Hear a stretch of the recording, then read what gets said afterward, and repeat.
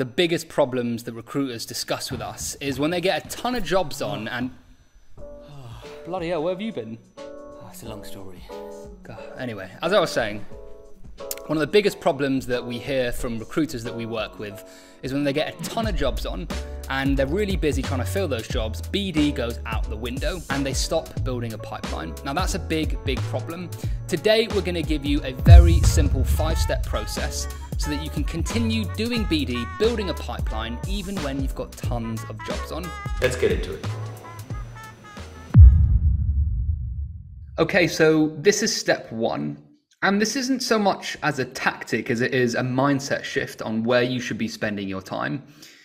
You know, let's assume that you work 8 hours per day, Monday to Friday.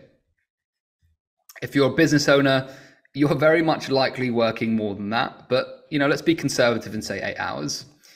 We believe you should be putting at least 1 hour per day towards BD, minimum 1 hour per day. And there's a very good reason why. You know, if you look at this chart, this is the typical activity we see from recruiters. And the reason it looks like this is because recruiters will get a role on or multiple roles, and then they'll go all out and trying to fill those roles, understandably. But the problem with doing that is other things that are important get sidetracked. One of the main things is business development.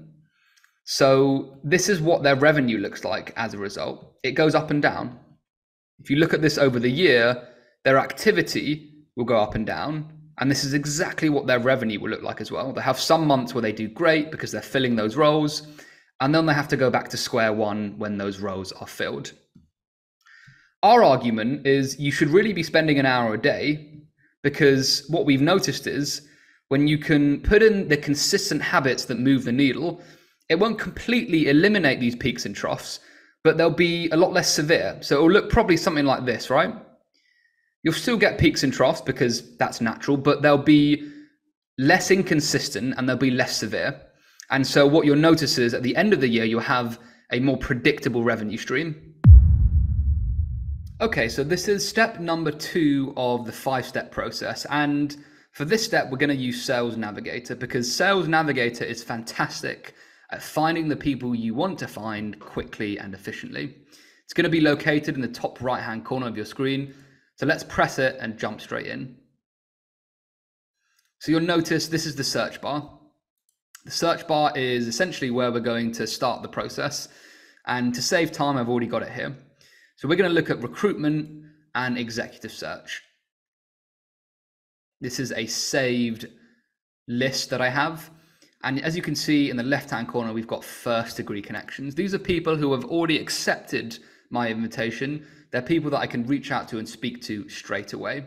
Now, obviously, the reason we start with first-degree connections is because they're probably people that you've done business with in the past, or they've been watching you for a while, or they're familiar with your brand and what you do. At this stage, I'm just going to pick 10 people and open their accounts. So I'm going to do Richard, I'm going to do Louisa, I'm going to do John, and you just want to follow this process and open up their accounts. I'm doing this with command click, Alex Avery, Josh, Nick. And you want to do that with 10 first-degree connections. And by the end of it, you should have 10 people, 10 first-degree connections that are ready to jump in and have a conversation with. So guys, number 3 of the 5-step process is about crafting a message that's going to get your candidate or client to sit up and pay attention. And in order to do that, we need to speak about pain. We need to understand what they're going through. We need to understand them as people. And if we can tap into pain in the right way, it gets a fantastic response rate. Now, it's important to say that there's different levels of pain, you know? There's different levels of pain depending on what's important to these guys and what's on the top of their priority list. So if you're sending messages that, you know, it's only a 2 out of 10 in terms of pain, it's mild, you're not going to get a very good response. Again, if you're sending something that's a 5 out of 10 between moderate and severe, it will be a little bit better, but it's not going to be the best it can be. If you're sending a message that's between an 8 out of 10 on the scale of pain, what we've noticed is you get a much higher response rate. You're going to get people that sit up and pay attention. And it's because that is on the top of their priority list. It's something they're thinking about almost on a daily basis. So think about it, guys. Think long and hard. On a scale of 1 to 10, what is the thing that your customers are thinking about? And it may not be as obvious as you think. You know, recruitment is not just about recruitment. Recruitment has a knock-on effect to many areas of a business. So you may not be selling the person, you may be selling something else, but have a good think about it and come up with that message that you think will resonate. So this is a message that me and Sam have been sending to recruiters, and it's been really effective. And I'll tell you why. But let me read it first. Good to connect, Matthew. I saw your post about the perm positions in Yorkshire. Sounds like you guys are busy. Curious, what's it been like finding talent in your sector? Like a needle in the haystack, or is it not so bad?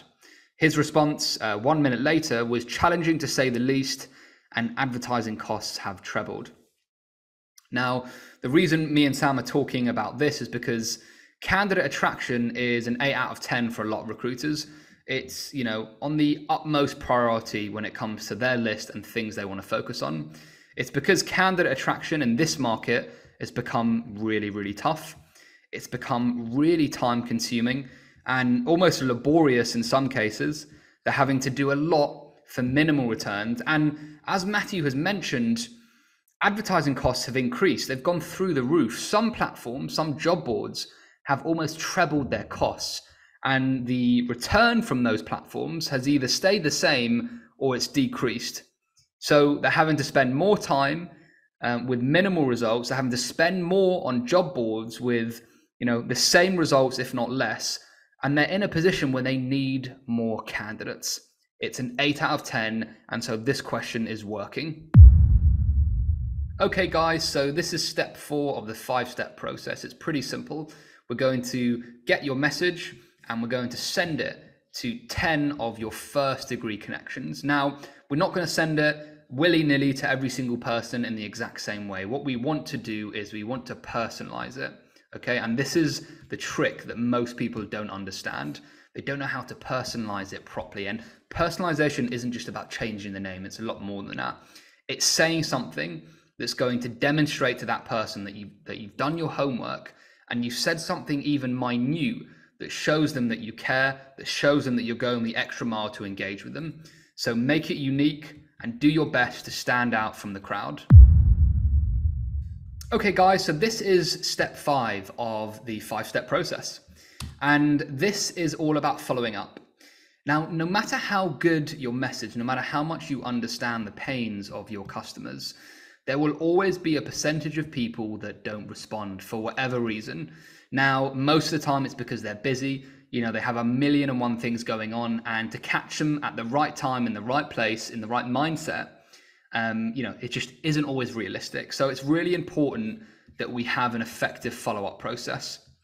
Now, the follow-up process for me and Sam and our customers has been one of the most valuable parts of the process. It picks up the people that didn't respond, and we use video, a really powerful method of engaging people and standing out from the crowd. The video gets their attention. You still need to say the right thing. We found there's 3 really important parts of a successful video. Number 1 is pain, just like the message, you know, saying the thing that is on the top of their priority list. What is the problem that they're going through? And can you articulate that clearly? Number 2 is outcomes. This is all about talking about what they want. You know, what is it they desire? What's an ideal outcome in their eyes? And can you paint a picture of what that looks like? And number 3 is social proof. So it's all well and good stating what they're going through and stating what they want, but it's really important to show them that you've done this for other people. It's really important to demonstrate that you have the skills to actually get results. Now, if you can do these 3 things in the right way, you're much more likely to get a response from the people that need your help. Okay, guys, I'm going to take a really quick break because I'm desperate to go to the toilet.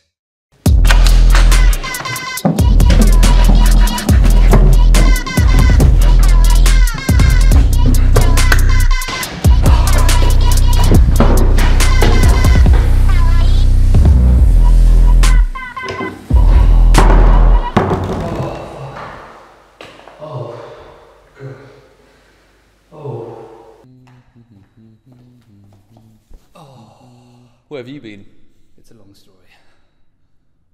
So to cut a long story short, guys, if you follow those 5 steps and you put aside just an hour every day to do them, then you'll start seeing more consistent revenue and you'll avoid those insane peaks and troughs that a lot of recruiters tend to go through. See you later. Have a great day.